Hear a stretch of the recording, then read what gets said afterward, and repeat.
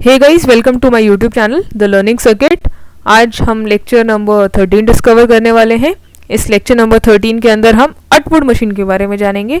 Basics हम अटवुड machine के हम पिछले वाले लेक्चर में जान चुके हैं, आज हम प्रॉपर डिस्कशन करेंगे। तो एक बार हम रिवाइज कर लें। तो अटवुड मशीन होती क्या है, जिन्होंने नहीं देखा था प्लीज़ देख लो। अटवुड मशीन में क्या है, एक फिक्स स्ट्रिंग होती है जो कि पुली के आसपास घूम रही है, ठीक है। और इसके दोनों साइड पे क्या अटका हुआ है, मास लगा हुआ है। एक मास ये रहा, रुको वापस से हम बना लेते हैं। एक फिक्स स्ट्रिंग है जो कि पुली के अराउंड है। एक मास m1 ये रहा और दूसरा m2 ये रहा, ठीक। अब इसमें और अगर हम चीज़ों की बात करें तो क्या क्या होगा, हम ये वाली जो स्ट्रिंग जितना नीचे जाती है हम इसको y1 मान लेते हैं। अच्छा, ये आपको कलर दिखेगा नहीं तो हम इसको क्या y1 मान लेते हैं। ये वाली जो स्ट्रिंग रहेगी इसको y2 मान लेते हैं। और ये यहाँ से डिस्टेंस क्या होगा, बेसिकली टोटल लेंथ कितनी हो जाएगी हमारी, नीचे हो जाएगी क्या y। इसमें टेंशन लगेगा ऊपर, इसमें भी टेंशन लगेगा ऊपर, ठीक है। इसमें एक फोर्स लगेगा mg, इसमें भी फोर्स लगेगा m2g m1g m2g, ठीक है। ये बेसिक चीज़ें हैं, हमने मतलब डिस्कस कर ली। अब इसको हम साथ साथ लिखते भी चलते हैं, पेपर में आप कैसे लिखोगे। तो अटवुड मशीन क्या है, अटवुड मशीन है एक तरह का device consisting of two masses connected by a string that passes over a pulley.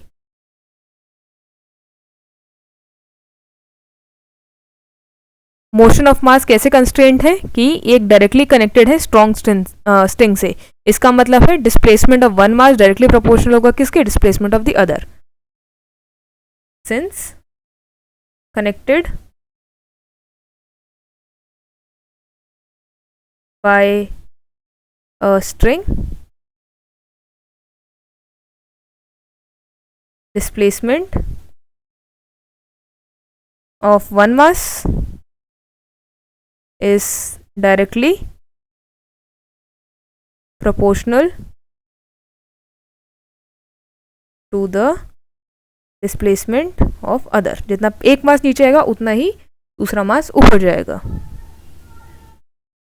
ठीक। अब हम डायग्राम को थोड़ा एक्सप्लेन कर ले।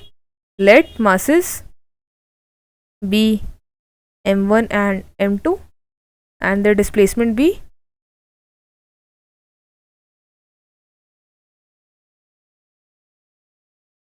y1 and y2। अब क्वेश्चन है कि ये स्ट्रिंग तो कांस्टेंट है तो स्ट्रिंग का भी कुछ हमको रखना पड़ेगा ना। तो स्ट्रिंग की टोटल लेंथ कितनी हो गई, l हो गई। तो अगर हम कंस्ट्रेंट की बात करें तो क्या है, total length l of the string remains constant.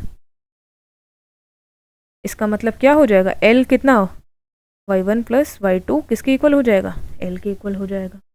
अब हम अलग अलग डिस्कशन कहते हैं। सबसे पहले हम मास की बात करते हैं, m1 मास की। अब इसमें देखो दो फोर्स लग रही है, एक तो अपवर्ड टेंशन लग रही होगी और एक डाउनवर्ड ग्रेविटेशन फोर्स लग रही होगी। तो हम लिखते हैं फोर्सेस। अच्छा, पहले हम यहाँ पे हेडिंग तो डाल दें, कर किस चीज़ के लिए है, फॉर मास m1 फोर्स कौन कौन सी लग रही है, इसको प्रॉपर स्टेटमेंट में लिखना, ठीक है। अपवर्ड टेंशन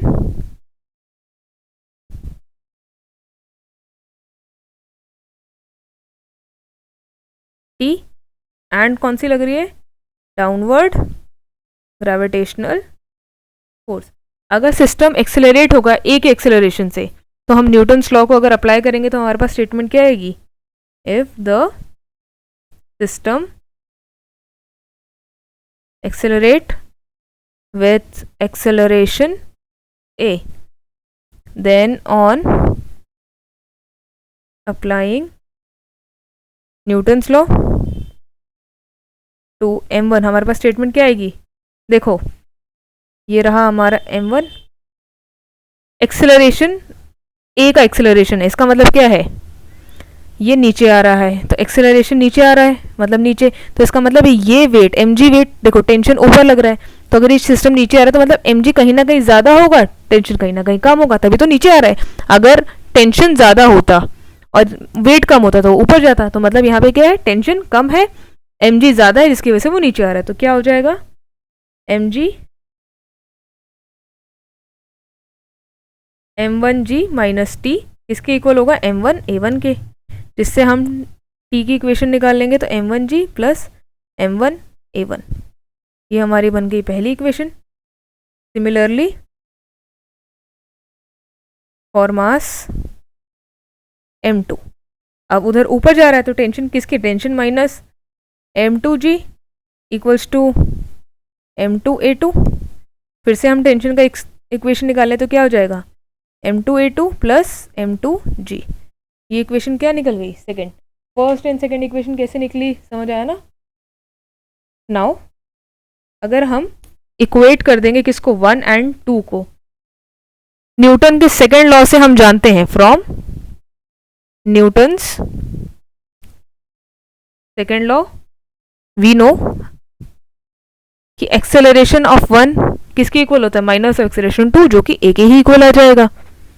तो अगर हम दोनों को इक्वेट कर देंगे तो क्या आ जाएगा, m1g plus m1a1 m2g plus m2a2। थोड़ा सा इसको आगे पीछे करोगे तो फाइनल इक्वेशन इसको रीअरेंज कर देंगे, अरेंजिंग। जब आप इसको रीअरेंज करोगे तो क्या बनेगा, इधर m1a plus m2a equals to m2g minus m1g। m common है तो m को कॉमन ले लो, सॉरी a कॉमन है तो a m1 प्लस m2, इधर g कॉमन है तो m2 माइनस m1। तो एक्सेलरेशन का एक फॉर्मूला हमारे पास क्या बन जाएगा, g m2 minus m1 upon में m1 प्लस m2।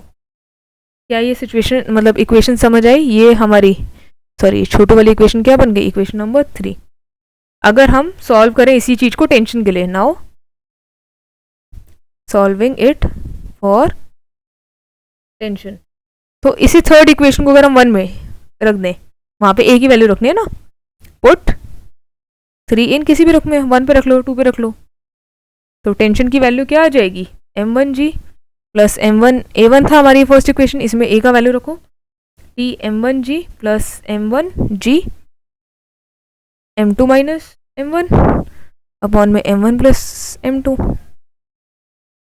अब इसको थोड़ा सा तुम अच्छे से सॉल्व कर लोगे तो क्या कॉमन दिख रहा है यहाँ पर, m1g कॉमन दिख रहा है, तो m1g को कॉमन ले लो, t में क्या है m1g कॉमन हो गया, तो 1 plus m2 minus m1 upon में m1 प्लस m2। इसको और अच्छे से सॉल्व कर लोगे तो m1g अभी भी कॉमन है, m1 plus m2 minus m1, नीचे क्या हो गया m1 प्लस m2।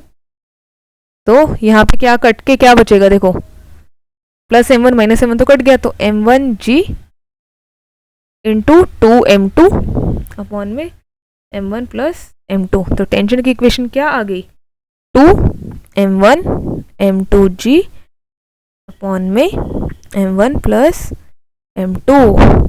उम्मीद करती हूँ आपको ये लेक्चर समझ आया होगा। कोई भी डाउट है प्लीज़ पूछ लेना। नेक्स्ट वाले लेक्चर में हम क्लासिफिकेशन ऑफ कंस्ट्रेंट डिस्कस करेंगे, जिसमें हम होलोनोमिक, बेसिकली होलोमिक और नॉन होलोमिक के बारे में डिफरेंस देखेंगे, और सेलेनोमिक एंड रियोनोमिक के बारे में देखेंगे। Thank you guys, thank you for watching, and पढ़ते रहो, एग्ज़ाम अच्छे से देना है, and please share it. Thank you so much.